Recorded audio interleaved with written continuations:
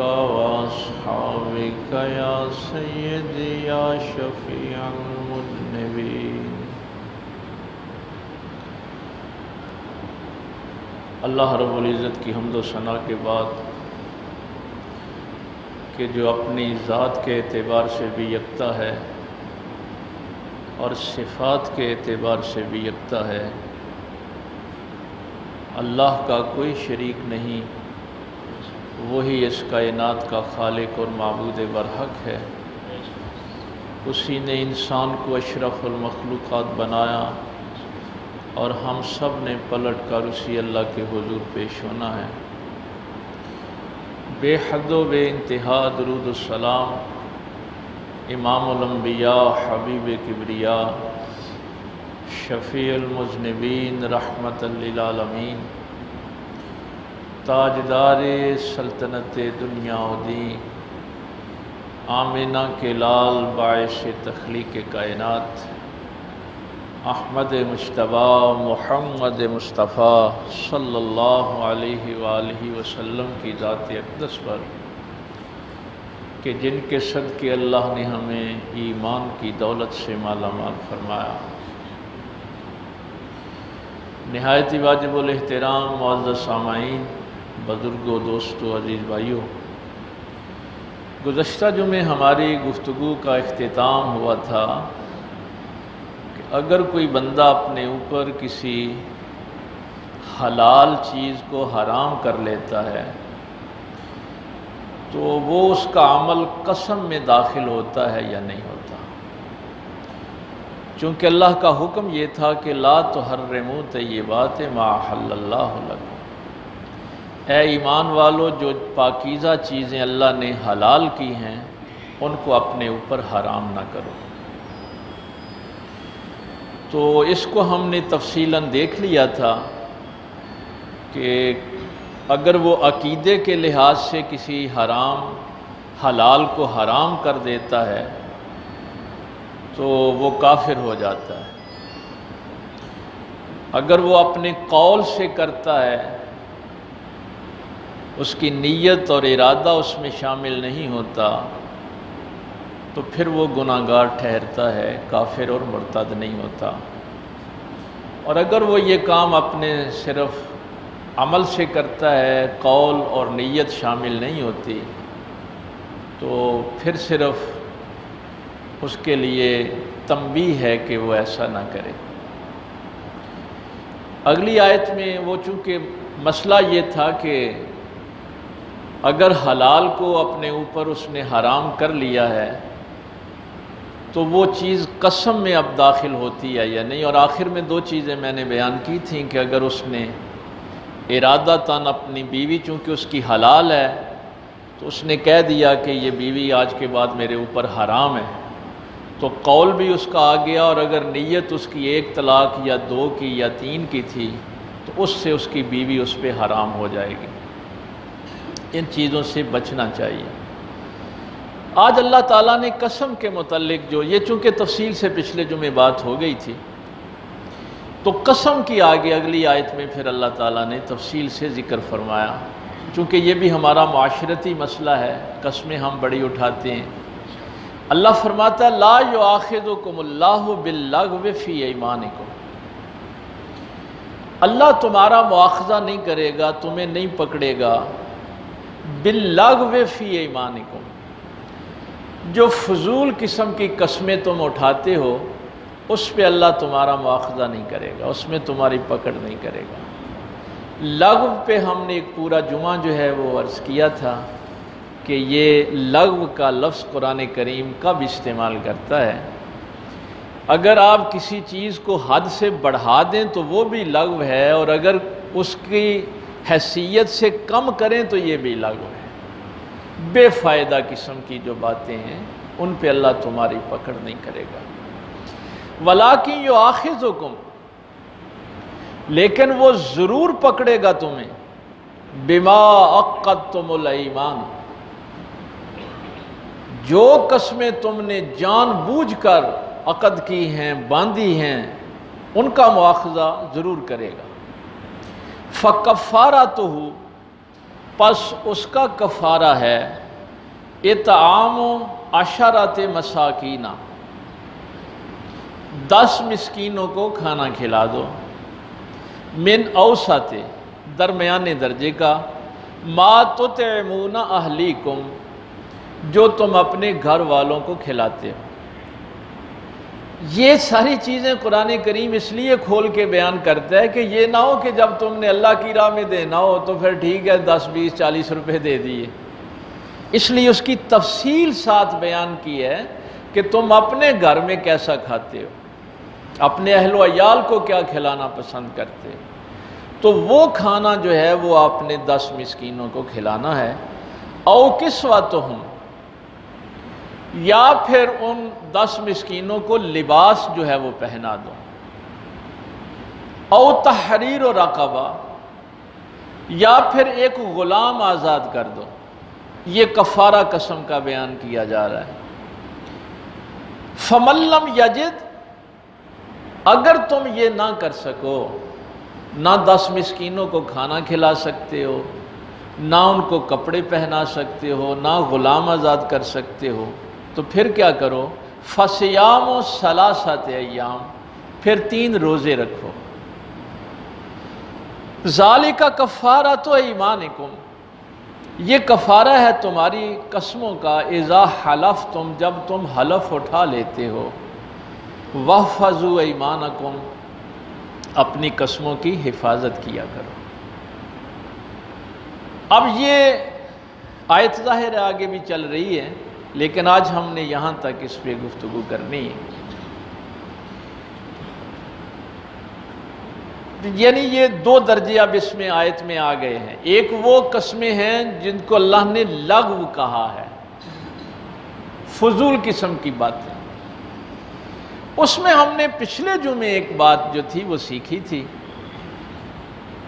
اس کا سبب نزول بھی اس آیت کا وہی بیان کیا جاتا ہے کہ جب کچھ صحابہ نے اپنے اوپر گوشت حرام کر لیا، رات کی نیند جو تھی وہ حرام کر لی، پھر انہوں نے کہا کہ ہم نکاح نہیں کریں گے، یعنی حلال چیزیں اپنے اوپر حرام کر لیں، تو اس آیت کا سبب نزول بھی یہ لکھا ہے کہ اللہ تعالیٰ نے ان سے فرمایا کہ یہ حلال چیزیں تم نے اپنے اوپر حرام کی ہیں، ان قسموں کو توڑو اور ان کا کفارہ ادا کرو۔ ہاں، یہ نہیں ہے کہ تم جیسے جی چاہے اپنے اوپر جو ہے پابندیاں جو ہیں وہ لگا دو۔ اور اس میں ہم نے یہ بھی سیکھا تھا کہ پاک پیغمبر صلی اللہ علیہ وسلم نے فرمایا کہ اللہ کی قسم میں تم میں سب سے زیادہ اللہ سے ڈرتا ہوں، میں سب سے زیادہ تم میں سے متقی ہوں، میں نماز بھی پڑھتا ہوں، سوتا بھی ہوں، روزہ بھی رکھتا ہوں، کھاتا پیتا بھی ہوں، میں بیویوں سے نکاح بھی کرتا ہوں، تو کیا میری سیرت میں تمہارے لیے نمونہ نہیں ہے کہ تم نے یہ باتیں کیوں کہہ دی کہ ہم ساری رات جاگیں گے، ہم ہمیشہ روزہ رکھیں گے، تو یہ باتیں تم نے اپنے اوپر لازم کیوں کر لی؟ تو اس کا سبب نزول اس آیت کا جو ہے وہ مفسرین کرام نے یہ بیان کیا۔ اب اس کے 2 حصے ہیں اس آیت کے۔ ایک قسم وہ ہے جو آپ ماضی یا حال پہ اٹھاتے ہیں، اس کی 2 قسمیں جو ہیں یہ بیان کی گئی ہیں۔ ایک ہے یمین، یمین کا لفظ اب آپ نے یہ سیکھ لیا ہے کہ یہ یمین کا لفظ قرآن نے قسم کے لیے استعمال کیا ہے، یمین لغو، جو لغو قسم کی قسمیں ہیں ان پہ اللہ تمہارا مواخذہ نہیں کرے گا۔ یہ لغو یہ ہیں کہ ماضی کی کوئی بات تھی اور میں نے اپنے گمان پہ وہ قسم اٹھا لی، یا حال کا کوئی معاملہ تھا، مجھے نہیں پتا کہ یہاں زید یا بکر آیا ہے یا نہیں آیا، مجھے کسی نے بتایا کہ فلاں آدمی جو ہے ادھر مدرسے میں بیٹھا ہوا ہے، تو میں نے اس کے کہنے پہ قسم اٹھا لی کہ میں قسم اٹھاتا ہوں کہ ہاں فلاں آدمی آیا ہوا ہے۔ تو اللہ فرماتا ہے کہ اس قسم کی جو قسمیں ہیں ان پہ اللہ تمہارا مواخذہ نہیں کرے گا، جو یعنی گمان اچھا کر لیا تم نے، اور لیکن اس کی شرط یہ ہے کہ اس کا تعلق ماضی اور حال کے ساتھ ہے، وہ قسم آپ نے یا ماضی کے لیے اٹھائی ہو یا اپنے حال کے لیے اٹھائی۔ دوسری ہے یہ یمین لغو، دوسری ہے یمین غموس۔ غموس کا معنی ہوتا ہے غرق ہو جانا، برباد ہو جانا۔ اس کا تعلق بھی ماضی کے ساتھ ہے کہ ماضی میں نے کوئی غلط کام کیا تھا، میں نے شراب پی تھی، میں نے کوئی چوری ڈکیٹی کی تھی، میں نے رشوت لی تھی، سود لیا تھا، ماضی میں لیا تھا۔ اب میں قسم اٹھا رہا ہوں کہ میں نے وہ نہیں کیا تھا۔ اس کو یمین غموس کہتے ہیں، یعنی اس قسم نے تمہیں غرق کر دیا کہ تجھے پتا بھی تھا۔ اب گمان کی بات نہیں، اب یقین کی بات ہے۔ تجھے پتا تھا کہ تو نے یہ فعل کیا ہے، یہ کام کیا ہے، لیکن پھر بھی تو قسمیں اٹھا رہا ہے کہ میں نے نہیں کیا۔ تو اس یمین کو یمین غموس کہتے ہی اس لیے ہیں کہ وہ شخص برباد ہو گیا، غرق ہو گیا، جس نے ماضی میں کوئی کام کیا تھا یا حال میں کوئی کام کیا اور پھر وہ قسم اٹھاتا ہے کہ میں نے نہیں کیا۔ تو اس کے لیے بھی کفارہ نہیں ہے، یمین غموس کے لیے بھی کفارہ نہیں ہے، اس کے لیے توبہ ہے کہ وہ انسان اپنے اس گناہ کی توبہ کرے، معافی مانگے، تاکہ وہ غرق ہونے سے بچ جائے۔ تو یہ یمین لغو اور یمین غموس کا آپ کو اچھی طرح پتہ ہونا چاہیے۔ جو گمان کی بنیاد پہ آپ قسم اٹھاتے ہیں اس پہ اللہ فرماتا ہے لا یؤاخذکم اللہ باللغو فی ایمانکم، اس میں کوئی کفارہ نہیں ہے، کوئی مواخذہ نہیں ہے، کوئی پوچھ گچھ نہیں ہے۔ لیکن اگر یمین غموس ہے، تم نے جان بوجھ کر قسم اٹھائی ہے تو اس قسم نے تمہارا بیڑا غرق کر دیا ہے، اس کے لیے توبہ کرو، اللہ سے معافی مانگو اور آئندہ اس حرکت سے باز رہنے کا اللہ سے عہد کرو۔ وَلَٰكِن يُؤَاخِذُكُم بِمَا عَقَّدتُّمُ الْأَيْمَانَ، اب یہ ہے یمین منعقدہ۔ عقد کہتے ہیں نکاح کو، گرہ باندھ لینا،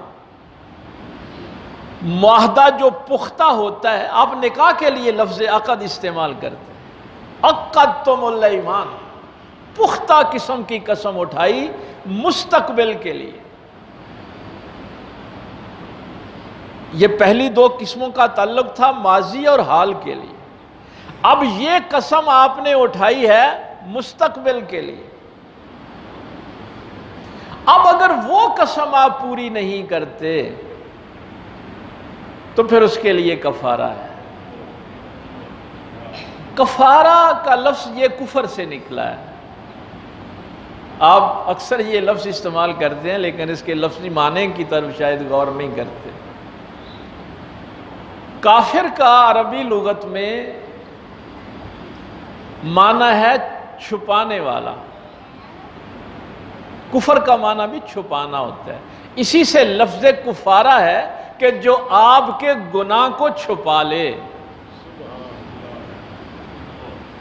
اب کہتے ہیں نا روزہ ٹوٹ گیا تو اس کا کفارہ ادا کرو، قسم ٹوٹ گئی، یعنی وہ جو گناہ آپ نے کیا تھا اس گناہ کو جو چھپانے والی چیز ہے اس کو کفارہ کہتے ہیں۔ ویسے ایک اور بات میں اگر آپ کو بتاؤں، یہ جو ہمارے کسان ہیں نا اور یہ جو کھیتی باڑی کرتے ہیں، فصلیں اگاتے ہیں، عربی لغت میں ان کو بھی کافر کہتے ہیں، اس لیے کہ وہ بیج زمین میں چھپاتے ہیں۔ اس کا لغوی معنی چھپانا ہے، اور کافر کو کافر اس لیے کہتے ہیں۔ یہ شاید پہلے بھی تفصیل سے کسی موقع پہ میں نے آپ سے عرض کیا تھا کہ یہ جو کچھ میں قرآن کریم سے پڑھ کے آپ کو بتا رہا ہوں، یہ سب کچھ آپ کے اندر موجود ہے۔ ہاں، یہ کوئی یہ نہ سمجھے کہ شاید کوئی یہ کوئی نئی چیز ہے جو میں آپ کو بتا رہا ہوں۔ قرآن کریم کا یہ وعدہ ہے کہ ہم نے ہر انسان کو ہدایت دے کے بھیجا۔ اللہ نے ایسے نہیں کیا کہ اتنی بڑی مخلوق پیدا کیا اور اس کو ایسے ہی چھوڑ دیا۔ اِنَّا هَدَيْنَاهُ السَّبِيلَ، یہ سورہ دہر ہے۔ اللہ فرماتا ہے کہ ہم نے سیدھا راستہ، ہدایت کا راستہ تمہیں دے کے بھیجا۔ کوئی شخص یہ نہیں کہہ سکتا کہ وہ کسی مدرسے میں نہیں گیا، کسی سکول میں نہیں گیا، اس کو کسی نے پڑھایا نہیں، تو اس کو یہ نہیں پتا کہ جھوٹ بری چیز ہے۔ کوئی کہیں بھی نہیں گیا، اس نے کہیں سے کچھ نہیں سیکھا، لیکن اس کو پتا ہے کہ جھوٹ بری چیز ہے، اس کو پتا ہے بددیانتی بری چیز ہے۔ اب قرآن کریم کا اگلا جملہ سنیے، اما شاکرا و اما کفورا، اب تمہاری مرضی ہے کہ تم شکر کرو یا کفر کرو۔ کوئی یہ نہیں کہہ سکتا کہ میرے پاس ہدایت نہیں ہے۔ اسی لیے قرآن کہتا ہے کہ یہ جو ہم نبی بھی بھیجتے ہیں نا، تو وہ کوئی تمہیں نئی ہدایت نہیں دیتے۔ اللہ نے جو ہدایت تمہیں دے کے بھیجا ہے صرف اس کو تازہ کرتے ہیں کہ یہ تیرے اندر ہدایت موجود ہے۔ امام غزالی یہاں پتہ ہے کیا فرماتا ہے؟ اب فرماتا ہے تو انسان ہے، اشرف المخلوقات ہے۔ بڑی خوبصورت مثال دی انہوں نے۔ فرماتے ہیں کہ آپ نے بطخ کا انڈا مرغی کے نیچے سینے کے لیے رکھ دیا۔ انڈا بطخ کا تھا اور آپ نے مرغی کے نیچے رکھ دیا۔ اب 21 دن مرغی نے اس کو جتنی بھی وہ حرارت چاہیے تھی وہ فراہم کی۔ 21 دن کے بعد اس انڈے سے بچہ بطخ کا ہی نکلا ہے نا، فطرت ہے۔ یہ تو نہیں ہے کہ مرغی کے نیچے تھا تو انڈے سے وہ بچہ مرغی کا نکل آئے گا، نہیں، بچہ بطخ کا ہی نکلا ہے۔ فطرت نہیں نہ بدلتی، یہ فطرت تھی اس انڈے کی۔ اگلی بڑھیا بات آپ نے فرمائی کہ اس کو سیا بھی مرغی نے۔ اب دن رات وہ بطخ کا بچہ رہتا بھی مرغی کے ساتھ، اس کی تربیت، دانہ دن کا چگنا، یہ سب کچھ اس کو مرغی سکھا رہی ہے۔ ایک دن مرغی اپنے دوسرے بچوں کے ساتھ اس بطخ کے بچے کو بھی لے کے تالاب کے کنارے جا رہی، تو بطخ کے بچے نے چھلانگ لگا دی پانی میں۔ بھئی نہ مرغی نے چھلانگ لگائی، نہ مرغی کے بچوں نے چھلانگ لگائی۔ اب اس کی تعلیم و تربیت کس نے کی تھی؟ مرغی نے کی تھی نا۔ مرغی پانی میں چھلانگ نہیں لگاتی۔ اب بطخ کے بچے کو کس نے بتایا کہ تو نے پانی میں چھلانگ لگانی؟ وہ کس مدرسے سے پڑھ کے آیا ہے، کس سکول سے پڑھ کے آیا ہے؟ تو امام فرماتے ہیں کہ یہ وہ فطری ہدایت ہے جو اللہ تعالیٰ جانوروں کو بھی دے کے بھیجتا ہے۔ یعنی یہ وہ فطری ہدایت ہے جو اللہ نے جانوروں کو بھی دے کے بھیجا ہے۔ تو انسان ہے، اشرف المخلوقات ہے، تو کیسے کہہ سکتا ہے کہ میرے اندر ہدایت نہیں ہے؟ جس ہدایت کی تجھے ضرورت تھی وہ اللہ نے تجھے دے کے بھیجا ہے۔ اب اس کو کافر اس لیے کہتے ہیں، جہاں میں آپ کو لے کے آنا چاہتا تھا۔ اب ایک انسان مومن ہے، مسلمان ہے، ایک کافر ہے۔ کافر کو کافر کیوں کہتے ہیں؟ اس لیے کہ وہ جو اندر کی فطری ہدایت تھی، وہ جو حق اس کے اندر مچل رہا تھا، اس کو زبردستی اس نے چھپایا ہے۔ یہ نہیں ہے کہ اس کو حق کا پتہ نہیں تھا، اس کو توحید کا علم نہیں تھا، وہ پاک پیغمبر کو پہچانتا نہیں تھا۔ اور قرآن نے اگلا جملہ جو ارشاد فرمایا، یعرفونہ کما یعرفون ابناہم، اے میرے پیغمبر یہ مشرکین مکہ، یہ کفار آپ کو ایسے پہچانتے ہیں جیسے اپنی اولاد کو پہچانا جاتا ہے۔ یعرفونہ، یہ آپ کی معرفت رکھتے ہیں، پہچان رکھتے ہیں، کما یعرفون ابناہم، جیسے اپنے بیٹوں کو پہچانا جاتا ہے۔ قرآن نے یہ مثال دی ہے یہاں 10,000 بچہ بھی کھڑا ہوگا تو میں اپنے بچے کو پہچاننے میں غلطی نہیں کروں گا۔ یعنی جس طرح انسان اپنے بیٹے کو پہچاننے میں غلطی نہیں کرتا، اسی طرح ان کافروں کو پتہ ہے کہ آپ اللہ کے سچے رسول ہیں۔ یہ نہیں ہے کہ ان کو پتہ نہیں ہے۔ اب یہ کافر اس لیے ہیں کہ جو اندر کے حق کو چھپاتے ہیں۔ ان کے اندر نے گواہی دی ہے کہ آپ اللہ کے سچے رسول۔ تو کفارہ کا لفظ اگر میں نے کہا کہ تھوڑی سی وضاحت ہو جائے کہ کفارہ اس کو کہتے ہیں جیسے اس کے گناہ چھپ جائیں۔ اے محبوب اگر یہ حق کو باہر لے آتے، تجھے مان لیتے تو ان کے گناہوں کو بھی چھپا لیا جاتا۔ بھئی یہ نہیں چھپانا چاہتے، اللہ تعالیٰ تو دیکھو کفارے کے ذریعے سے چھپا دیتا ہے، کفارہ نہیں نہ ادا کر۔ اب یہاں بھی ایک بات میرے ذہن سے نہ نکل جائے۔ عبداللہ ابن عمر رضی اللہ تعالیٰ عنہ فرماتے ہیں کہ ایک دن ایک مجمع میں بیٹھے میرے ابا جان حضرت عمر ابن خطاب رضی اللہ تعالیٰ عنہ، آپ اپنے باپ کی قسم اٹھا رہے تھے کہ مجھے میرے باپ کی قسم۔ تو نبی پاک صلی اللہ علیہ وسلم نے پیچھے سے آواز دی، آپ نے فرمایا اللہ کے علاوہ کسی کی قسم نہ اٹھاؤ، قسم اٹھانی ہے تو یا اللہ کی اٹھاؤ، اس کی ذات کی یا اس کی صفات کی، غیر اللہ کی قسم نہیں اٹھانی۔ تیرے باپ کی قسم، تیرے خاندان کی قسم، تیرے سر کی قسم کیوں نہیں اٹھانی؟ اللہ کے علاوہ کسی کی قسم نہیں اٹھانی۔ اس لیے نہیں اٹھانی کہ جس کی آپ قسم اٹھاتے ہیں اس کو عزت سب سے زیادہ دیتے ہیں۔ تو اس کائنات میں جو سب سے بڑی عزت والا ہے، جو اصل عزت والا ہے، ان العزت للہ جمیعا، ساری کی ساری عزتیں اللہ کے لیے۔ اب آگے اس نے عزتیں تقسیم کی، عزتیں ساری اللہ کے لیے، وَلِلَّهِ الْعِزَّةُ، عزت اللہ کے لیے ہے، وَلِرَسُولِهِ، اور اس کے رسول کے لیے، وَلِلْمُؤْمِنِينَ، اور اس پیغمبر پر ایمان لانے والوں کے لیے۔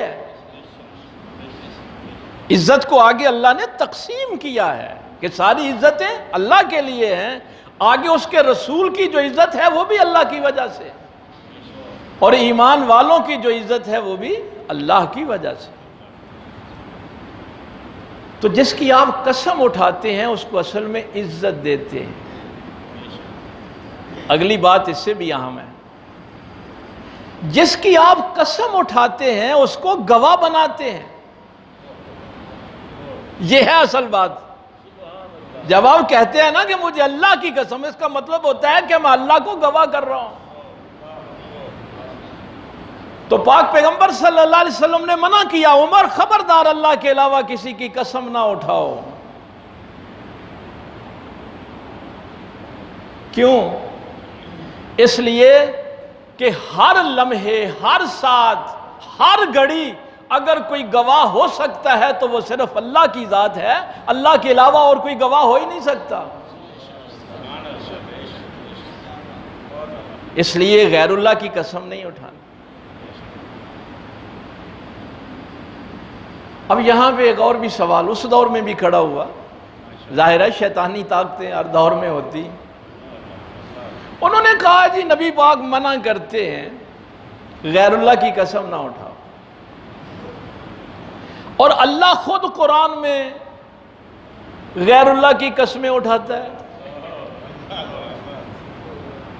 بھائی اللہ خود کبھی کہتا ہے، کبھی طور کی قسمیں اٹھاتا ہے، کبھی درختوں کی، کبھی پہاڑوں کی، کبھی پتھروں کی، کبھی پیغمبر کے چہرے کی قسم اٹھاتا ہے، کبھی پیغمبر کی عمر کی قسم اٹھاتا ہے۔ تو یہ کیا بات ہوئی کہ ہمیں منع کرتا ہے کہ غیر اللہ کی قسمیں نہیں اٹھانی، اور قرآن بڑا پڑا ہے، کبھی کہتا ہے لا اقسم بہذا البلد، مجھے اس شہر مکہ کی قسم وانت حل بہذا البلد، جس میں میرا نبی چلتا پھرتا ہے. اور اگلی قسم تو اس سے بھی بڑی ہے نا, وَوَالِدٍ وَمَا وَلَدٍ, باپ کی بھی قسم, بیٹے کی بھی قسم. یہاں باپ سے مراد مفسرین نے حضرت ابراہیم علیہ السلام کو لیے کہ اللہ تعالیٰ نے جب مکہ شہر کی قسم اٹھائی ہے تو باپ سے مراد ابراہیم علیہ السلام ہے اور بیٹے سے مراد میرے اور آپ کے آقا و مولا سرکار مدینہ صلی اللہ علیہ وسلم. فرمایا وَوَالِدٍ وَمَا وَلَدٍ. آج تو دور ہی ویسے عجیب آ گیا. ہم جب پڑھتے تھے, اساتذہ پڑھاتے تھے, اس پہ بڑا فوکس کیا جاتا تھا کہ جب عزت اللہ کے لیے ہے, اس کے رسول کے لیے ہے اور ایمان والوں کے لیے, تو قرآن میں یہ کبھی کبھی آپ بھی کسی سے سنتے ہیں, کہہ دیتے ہیں کہ حضرت یعقوب علیہ السلام روتے روتے جی وہ نابینا ہو گئے, اندھے ہو گئے. تو 12ویں صدی سے پہلے جتنے لوگوں نے قرآن کی تفسیریں لکھی ہیں نا, اب تو یہ گند پڑ گیا, یہ پچھلے 100-200 سال میں جہالت عام ہو گئی. انہوں نے یہ لکھا ہے کہ حضرت یعقوب علیہ السلام کے لیے لفظ اندھا یا نابینا استعمال کرنا بھی گناہ ہے, اس لیے کہ یہ توہین کے لیے استعمال ہوتا ہے اور اللہ نے اپنے نبیوں کو عزت دی ہے. اللہ جب کسی کی قسم اٹھاتا ہے, پہلی بات سمجھ لیں, جب انہوں نے اعتراض کیا کہ اللہ خود غیر اللہ کی قسمیں اٹھاتا ہے, تو ان سے کہا گیا کہ اللہ تمہارا پابند نہیں, وہ مالک ہے. بھائی اللہ تو اللہ ہے نا, مالک ہے, وہ کسی کا پابند ہے کہ اس نے کس کی قسم اٹھانی ہے, کس کی نہیں اٹھانی. بھائی تم بندے ہو, تم پابند ہو, اللہ کسی کا پابند نہیں. اب وہ جب قسم اٹھاتا ہے تو وہ تمہیں بتانا چاہتا ہے کہ اللہ کی نگاہ میں اس کا کتنا احترام ہے اور تم نے کتنی عزت کرنی. جب وہ مقام ابراہیم کی اس پتھر کی قسم اٹھائے گا جس پر ابراہیم کے قدم لگے ہیں, تو تمہیں تو سر جھکانا ہی پڑے گا.